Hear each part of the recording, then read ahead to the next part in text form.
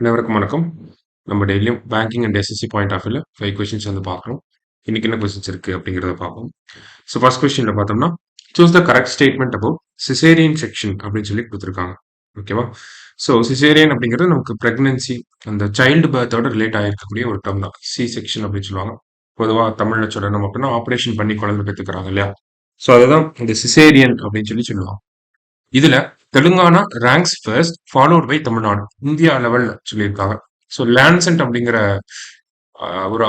ஒரு research company இந்த research வெளியிட்டிருக்காங்க. தெலுங்கானா இந்தியா லெவல்ல first and then Tamil Nadu second பிளேஸ்ல இருக்காங்க. இந்தியாவிலே கம்மியா நாகாலாந்துல தான் லோவஸ்ட் ரேட் ஆஃப் சிசேரியன் அப்படிங்கிறது இருக்கு. சரிங்களா? ஸோ ரெண்டுமே கரெக்டான ஸ்டேட்மெண்ட் தான். போத் கரெக்ட் அப்படிங்கிறது தான் கரெக்ட் ஆன்சர். அடுத்தது, what is the maximum limit of security free loans given to farmers அப்படின்னு சொல்லி கேட்டிருக்காங்க. ஸோ பொதுவாகவே ஃபார்மர்ஸ்க்கு பார்த்தோம்னா 1.6 லேக் அப்படிங்கிறது செக்யூரிட்டி ஃப்ரீயா ஃபார்மர்ஸ்க்கு வந்து லோன்ஸ் கொடுப்பாங்க. ரீசெண்டாக ஆர்பிஐயோட மானிட்டரி பாலிசி கமிட்டி மீட்டிங் நடந்துச்சு. அதுல இந்த லிமிட் அப்படிங்கிறத இன்க்ரீஸ் பண்ணியிருக்காங்க. இப்போ மேக்ஸிமம் லிமிட் என்னவா இருக்கு அப்படின்னு பார்த்தோம்னா 2 லேக். ஸோ ஃபார்மர்ஸ் வந்து 2 லேக் வரைக்கும் செக்யூரிட்டி ஃப்ரீ லோன்ஸ் அப்படிங்கிறத எடுத்துக்கலாம். சரிங்களா? அடுத்தது, which of the following is the world's first AI engineer அப்படின்னு கேட்டிருக்காங்க.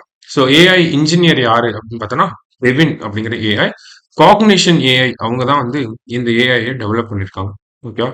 ஐரிஸ் அப்படிங்கிறது வேர்ல்ட்ஸ் ஃபர்ஸ்ட் ஏஐ டீச்சர். சரியா? சாரா அப்படிங்கிறது டபிள்யூஹெச்ஓட ஏஐ ப்ராம்ப்ட். சரியா?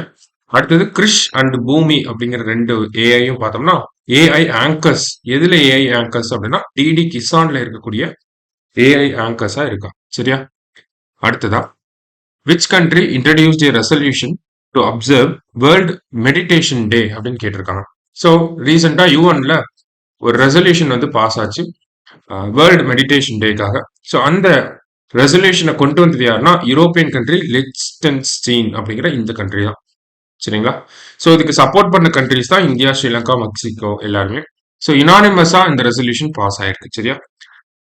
லாஸ்டா, world meditation day is observed on அப்படின்னு கேட்டிருக்காங்க. ஸோ வேர்ல்டு மெடிடேஷன் டே இந்த ரெசல்யூஷனை இன்ட்ரடியூஸ் பண்ணது யாருன்னா லிechtenstein அப்படின்னு நம்ம பார்த்துருந்தோம். ஓகேங்களா?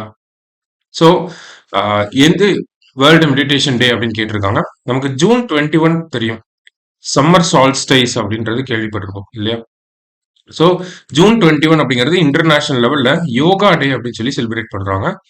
ஸோ இதே மாதிரி சம்மர் சால்ஸ்டைஸ் இருந்துச்சுன்னா வின்டர் சால்ஸ்டைஸ் அப்படிங்கிறது இருக்கும் இல்லையா?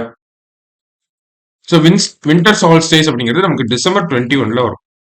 ஸோ டிசம்பர் 21 தான் என்ன சொல்லியிருக்காங்கன்னா வேர்ல்டு மெடிடேஷன் டே அப்படின்னு சொல்லி அப்சர்வ் பண்ணலாம்னு சொல்லி நமக்கு யூஎன்ல ரெசல்யூஷன் வந்து பாஸ் ஆயிருக்கு. சரியா?